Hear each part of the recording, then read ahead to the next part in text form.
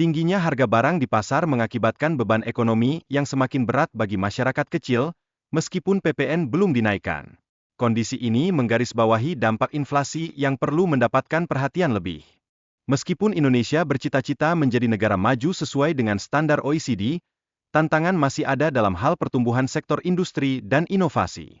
Pemerintah dihadapkan pada keharusan untuk meningkatkan kedua aspek tersebut secara signifikan. Dominasi sektor informal dalam ekonomi Indonesia menyebabkan terbatasnya basis pajak. Oleh karena itu, upaya pemerintah untuk memperluas basis pajak harus disertai solusi yang efektif dalam mengatasi masalah informalitas.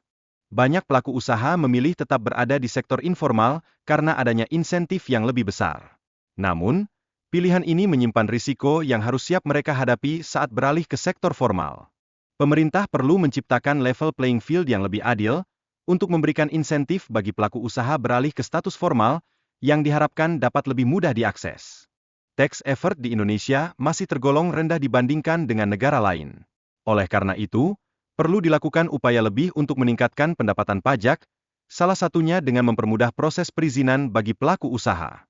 Dalam rangka mengatasi defisit yang meningkat pasca pandemi, pemerintah mengeluarkan Undang-Undang HPP untuk meningkatkan tax ratio dan memperbaiki kondisi APBN yang terdampak oleh COVID-19.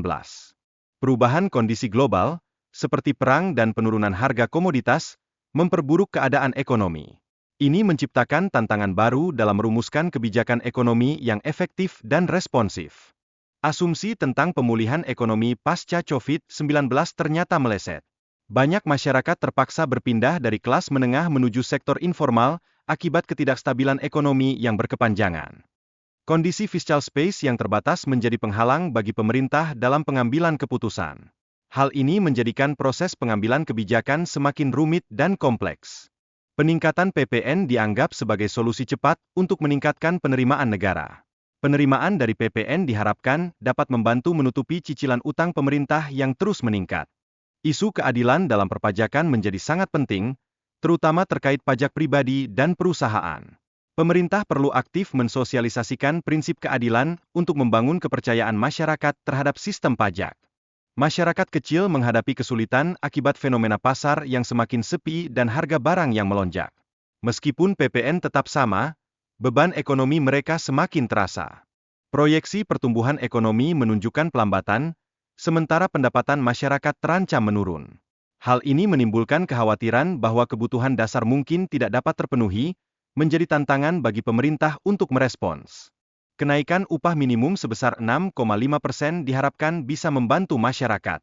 Namun, pengusaha juga mengkhawatirkan dampak dari kenaikan ini jika tidak diimbangi dengan peningkatan produktivitas. Sinergi dalam kebijakan sangat diperlukan. Ketimpangan ekonomi dan isu perpajakan menjadi perhatian utama pemerintah dalam menciptakan keadilan.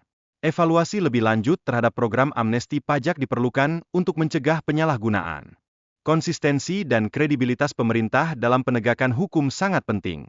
Masyarakat perlu diyakinkan bahwa pajak yang mereka bayarkan akan dikelola dengan baik.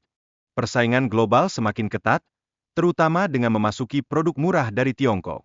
Indonesia harus beradaptasi untuk memastikan sektor manufaktur tidak tertekan oleh barang impor yang lebih murah.